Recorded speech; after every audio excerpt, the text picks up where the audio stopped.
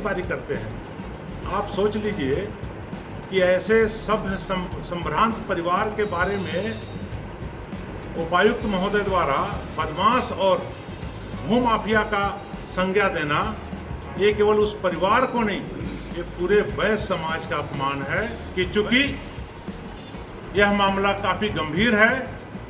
वैश्य समाज की प्रतिष्ठा से जुड़ी है और वैश्य समाज का संपत्ति को लूटने का मामला है, तो हम लोग चुपचाप नहीं बैठेंगे। झारखंड प्रदेश वैश्य मोर्चा के द्वारा आयोजित इस प्रेस कॉन्फ्रेंस में आप तमाम मीडिया कर्मियों का हार्दिक स्वागत है। आज आप लोगों को हम लोगों ने बुलाकर जो कष्ट दिया है, इसके लिए हम क्षमा चाहेंगे, लेकिन आज का जो मुद्दा है वो आम वैश्य समाज से जुड़ा हुआ मुद्दा है। दरअसल आप लोग पहले भी झारखंड प्रदेश वैश्य मोर्चा की बातों को या हमारी बातों को छापते रहे हैं, प्रचारित करते रहे हैं। हम लोग ये बात कहते रहे हैं कि झारखंड में वैश्य समाज के ऊपर लगातार हमले बढ़े हैं। वैश्य समाज को चाहे तो अधिकारी हो, चाहे तो सरकार हो, सभी लोग टारगेट कर रहे हैं, निशाना बना रहे हैं और उनको परेशान करने का, उनकी संपत्ति को लूटने का हमेशा प्रयास किया जाता रहा है। और इसी का आज ताज़ा उदाहरण रांची जिला अंतर्गत हेहल अंचल के आप बजरा ग्राम में देखेंगे कि वहाँ के जो मूल खतियानी रैयत हैं, जो वैश्य समाज से आते हैं, उनकी 6 एकड़ 7 एकड़ 16 डिसमिल जमीन जबरन छीन ली गई है। कह लीजिए कि जो कुछ माह तक वहाँ के जो मूल रैयत हैं खेती बाड़ी कर रहे थे, जिनका दखल कब्जा था, जिनका उनका रोजगार और रोजी रोटी चल रहा था, वर्तमान रांची के उपायुक्त द्वारा उनके जमीन को एक साजिश के तहत तथा कथित कुछ दूसरे लोगों के नाम से वहाँ लिख दिया गया है। और यहाँ तक सबसे आश्चर्य और कह लीजिए कि दुख भरा बात है कि जो मूल रैयत है उनको ही बदमाश और भूमाफिया बताया जा रहा है, जो भी आपको पत्र दे करके हम लोगों ने कहा है। ये तो पूरी तरह से समझिए कि उपायुक्त महोदय लगता है कि किसी के इशारे पर एक साजिश के तहत काम कर रहे हैं। आप लोगों को मैं बता दूं कि जो वहाँ के मूल रैयत हैं, जिनको डीसी महोदय के पत्र में बदमाश और भूमाफिया कहा जा रहा है,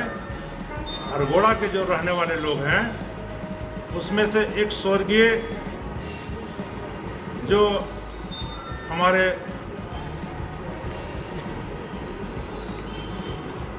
नारायण साहू जी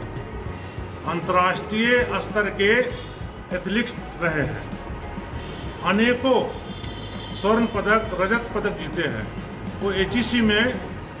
अफसर से रिटायर हुए थे और जिनको 2014 में वैश्य मोर्चा के द्वारा उनके इन कामों के कारण झारखंड वैश्य रत्न की उपाधि से सम्मानित किया गया था। जिनको बदमाश और भूमाफिया कहा जा रहा है, उसमें एक अश्विनी कुमार साहू हैं, जो झारखंड आंदोलन से जुड़े रहे हैं। झारखंड आंदोलन के दरमियान पूरा अभियान में वो सक्रिय रहते थे। जो अभी वो बड़े व्यवसाय से जुड़े हुए हैं। जिस परिवार को बदमाश और भूमाफिया का संज्ञा दिया जा रहा है, उस घर में एक बेटी है अर्चना कुमारी, जो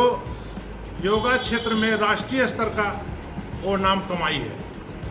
और बाकी लोग भी चाहे तो व्यवसाय से जुड़े हैं, रोजगार से जुड़े हैं या खेती बाड़ी करते हैं। आप सोच लीजिए कि ऐसे सभ्य संभ्रांत परिवार के बारे में उपायुक्त महोदय द्वारा बदमाश और भूमाफिया का संज्ञा देना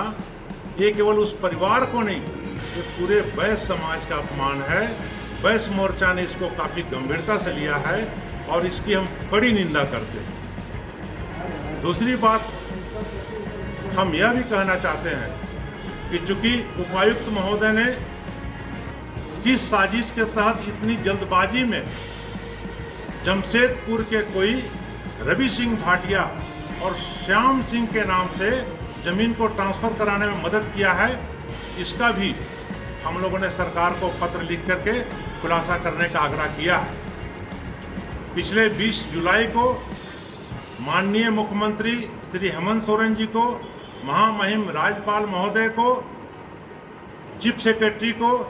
और स्वास्थ्य मंत्री बन्ना गुप्ता जी को झारखंड प्रदेश वैश्य मोर्चा की ओर से हम लोगों ने ज्ञापन सौंप कर, पूरे डॉक्यूमेंट सौंप करके पूरे मामले से अवगत करा दिया है। और हम लोग उम्मीद करते हैं कि माननीय मुख्यमंत्री इस मामले की गंभीरता को समझेंगे और उपायुक्त महोदय ने जो गलत निर्णय लिया है, यहाँ के मूल रैयतों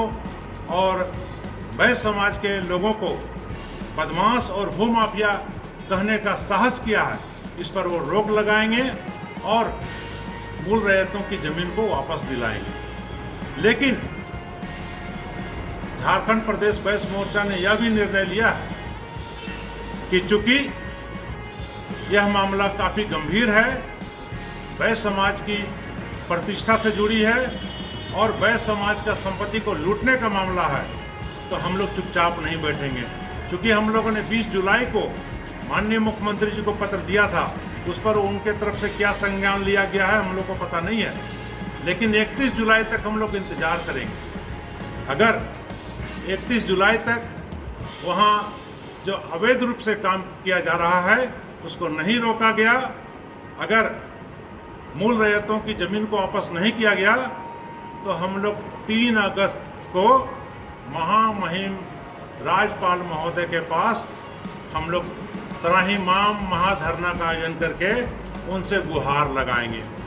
और इस मामले पर हम लोग पूरे प्रदेश से समाज के लोगों को जुटाएंगे।